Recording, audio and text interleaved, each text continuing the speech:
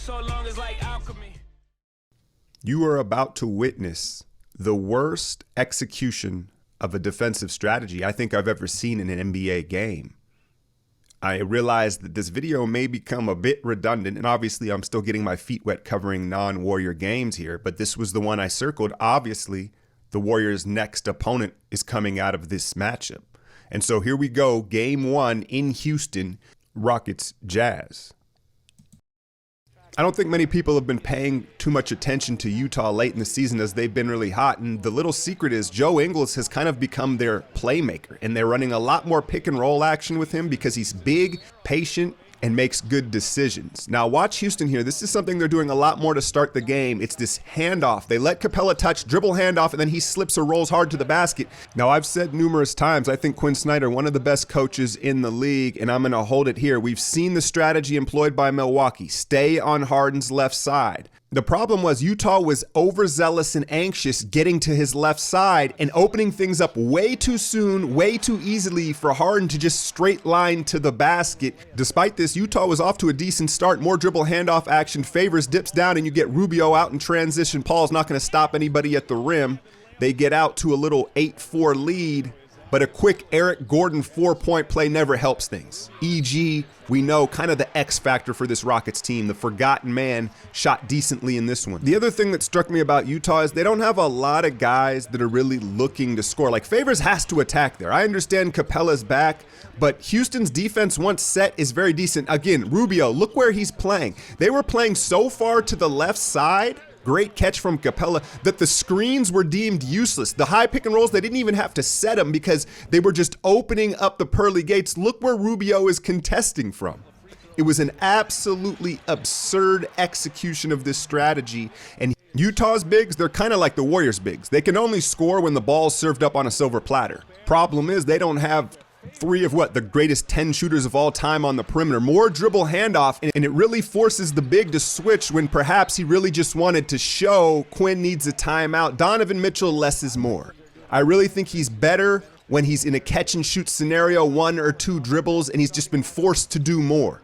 More Harden. And to be honest, I was really surprised with this strategy. Quinn strikes me as a guy that is confident in his guys, in his strategies. For him to kind of jump the shark and go to this gimmick of a strategy in game one really shows a lack of confidence in his team. Harden just slicing and dicing this defense. And don't you want to make this a war of attrition? Like, this is far too easy. If you look at Harden's history, obviously he wears down if you put pressure on him. For all of Gobert's attributes, he's not that bright. Like, why is he standing like that? You know what's very hard to do when you stand like that? Jump vertically, right? Because you got to bring your arms down to start to jump. And to challenge Harden coming downhill, you got to challenge him vertically. Utah almost looked like they were throwing this game. I've got to be frank with you. It almost looked like they were throwing the game. Austin Rivers still hasn't figured it out. Every time I watch him play, he gets called for the travel out of the triple threat. It's amazing. What is he in his 7th year in the league? It's unbelievable. Crowder sells out from the corner, and it's the manimal on the board now. Looking at this Utah roster, they have too many guys that are just willing to move the ball, right? Not enough finishers. Like Crowder, he'd love to be one, but at heart, he knows he's not that skilled of an offensive player. And you just see them overpass. No guy really wants to take it into the heart of the defense except Mitchell, but he's really kind of half-baked in his offensive skill set. Daniel House Jr. has become the 6th man for the Houston Rockets, y'all. Moving forward, though, how you can take advantage of him on the floor is he is reckless in his closeouts. He's overzealous, he's an energy guy, and he sells out pretty much every time he closes out extra hard to the three-point line. A pump fake or a rip through, you're gonna be by him or drawing a foul every time. More Ingles controlling things, and Favors is just slow. I don't know if it's his mind or his body or both, but he's just a beat slow, making reads in the middle of the floor. Much like Looney, though, where he shines is headed downhill to the basket. He finishes and catches strong with 2 hands. Remember, he was a supreme athlete coming out of Georgia Tech. but I don't think he's taken care of his body the way he needed to maintain that athleticism. And the Rockets, look, they started off 4 of 12 from downtown. Look at the score. Despite this terrible execution of the strategy, Utah's right in the game, so they kept with the strategy. Now watch Harden here. He's never going to go backdoor on you. You see that jab step, and Royce O'Neal dives and then gives up the 3. Luckily, he didn't knock it down. So much of defense is IQ and knowing the personnel, and Utah was just shaken at its core, breaking their core principles on what was the best defensive team in the league, right? Was this just a sacrificial game here in game 1 to test this strategy? Because Quinn was ready to gut somebody by midway through the second quarter, right? You know what it kind of reminded me of is, you know when you tell a kid to do something and they take it in the complete literal sense? Watch O'Neal here move out of the way before Harden even makes a move, letting him go straight down the middle of the court. It was almost as if Utah took the strategy too literal. And for a team that has their defensive principles kind of etched in stone, they do what they do. To change it in game 1 of the playoffs was a grave mistake. Thabo Sebalosha, he just can't be in there. They already have too many non-scorers that play in this rotation. And then look at him. He's not even breaking a sweat. He's not even breaking a sweat in here. And then Donovan Mitchell just couldn't get any good shots. He couldn't generate good shots, just terrible shot attempts from him early in this game. And then look, Rubio has their center switched on him. They come set a screen and put Gordon back on him. There was just these weird mind-boggling decisions from Utah all night. And when you're relying on Rubio to knock down 3 balls for you, you've got problems offensively. Then watch Donovan Mitchell on this possession here. Guess who shoots the highest percentage from the left corner in the NBA? Yeah, it's PJ Tucker, 45% in his favorite spot, leaving him wide open. Is this like a rope-a-dope? Did they like just throw this game? I'm serious. Again, let's take a look at this defensive possession here. Let's just run this back. Look at this. And if you look at the help from the weak side, like they're yielding the lob and the corner 3. They're not taking anything away. Look at Crowder and Gobert guarding nobody. Tucker, his favorite spot. You know what time it is. Watch Rubio make Harden's move for him right there. You see how Rubio jumps to the left? Tucker, he's feeling it now. Now he's getting from the right corner. What really sucks about this strategy is Tucker has been cold from the 3-point line, and now they're giving him new life into the playoffs. Crowder step back 3, and now you're going to see Ingles give CP a little dose of his own medicine. Take up his space as he turns his head, creates the turnover as things get scrappy to close the half. I know Mitchell's had a big second half of the regular season, but does he have a left hand? Because every time I saw him go left, he tried to get back to the right hand, and it just never seemed to work out. Out of an inbounds, closing the half. Watch him pick up his dribble here going left. Plenty of space. He picks up the dribble, swings it, and this is what they're left with on the possession.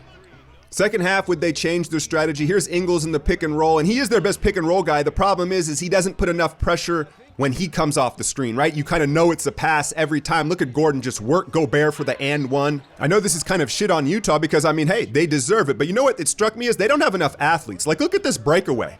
Like, this looks like some shit you see at LA Fitness, right? Like, what in the world type of 3-on-1 action was that? Now, I don't know if it's encouraging or discouraging, but it really wasn't an effort thing, right? It was an execution and strategy thing. They continued to scrap Rubio.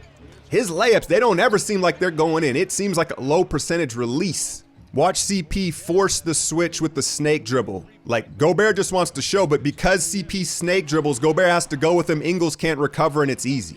Ingles is going to knock the 3 down, but only 4 attempts on the night. That's not enough. He's one of their better shooters. He's got to be double digits in attempts each night. And no, this is not a replay from the first half. They're just using the same strategy and continuing to get abused. Rubio, pick and roll action. Gobert's got to be aggressive. I'm sorry, I've picked on him in the past. Gobert's kind of a pussy. Let's just call it what it is. And the fact is, he's aware that people know he is. So he has these stints where he gets really aggressive and he's like, I am not a pussy, right? But his natural instincts are kind of soft. And you see it play out night in and night out. Mitch finally gets a jumper and they're hanging around, and then this happens. There were a couple of turnovers here when they had cut the lead down in the third quarter that were just complete devastators, demoralizers. Harden, 4th foul. I think they need to attack him more moving forward, right? They've got to try to get him in foul trouble. Ingles very good at baiting into fouls. Again, look at Mitchell's shot attempt there. Was that even a shot attempt? Should you even put that in the box score as a shot attempt, right? It was more of a turnover. CP toying with Gobert. My God, the no call? Okay, refs, I see you. Gordon offensive rebound, dagger 3, really killing the momentum. And then like this is just unexcusable. Like, you can't have that. You can't question Harden's IQ, though. He knows he's got 4. They ain't calling a 5th. The huge shove off can't get it to go, though. It's almost as if the strategy was based on trying to beat James Harden, not the Rockets, right? It was like, oh, they kept him under 30. Only 3 free throws attempted, that's fine. But you allowed the rest of the Rockets to have good games. And then ultimately, if they want any hope in this series, Crowder cannot go 1 of 9, right? They have too many maybe shooters. Ingles needs to kind of get into Jack mode. He's their best 3-point shooter. He needs to just get it up by volume. There's Mitchell catch and shoot 3. When he's catching and shooting 1, 2 dribbles, that's where his athleticism shines. He's a 2-footed planner. House Jr., I didn't know he had this in him. I didn't know he had that in him. Look at him create for Fareed. More Spida Mitchell if Mikal wouldn't shut up with that catch and shoot. And if you think about it, the injuries to Rubio has forced Mitchell to be their lead guard. But look at him head into the paint. He heads into the paint with no real plan, and he's too small to do that. You're not Giannis. You're not KD. You can't just come prancing in there and hope for the best. Chris Paul just having fun toying with this Utah defense. Now, look at Favors sit on Paul's right hand all the way. Like, I didn't know they were employing it on Paul, too. Come, give me a break. I'll credit Quinn with this. At least they stuck to it. They didn't let Houston see what their counter would be late in this game. They just kind of conceded. Here we go out in transition, and it's the former Warrior House Jr. again. He had 11 off the bench, and he's fearless. Like, we'll see in the big moments if he's there. I'll say this, he'll shoot the shot. He's fearless. Chris Paul's looking spry. Let's take a look at more of Donovan's kind of inexperience here. Here he goes out on the break. Now, right here, this next dribble, it needs to be a big throw-ahead dribble, right, to split those two. But instead, he picks up the dribble and takes about 4 steps. And again, it's like realizing who you are. Dude, you're 6'1", bro. I wonder how late Donovan picked up the game, because I see a lot of signs from him that he didn't play the game at a young age. And again, I've marveled. I've never seen a team yield the middle of the paint that easily ever. I guess they called that one off, but you can see the score. It was just a straight up beatdown. And I guess my biggest concern as us Warrior fans is Houston just going to cruise? Like, if it's this easy, they're going to come into round 2 super fresh and super confident. Now, that said, I don't expect Utah to come out with that same strategy. They can't, right? That's suicide. So I expect them to go back to their defensive principles that they've been teaching all year long and that they're comfortable with, play more of a straight up in your face defense, and at least make Houston work. As far as rotations go, I'd like to see the rookie Grayson Allen in there. They need another shot creator. They need another athlete, and he has a lot of big game experience at Duke. I think he's ready for the moment. I'm out, y'all.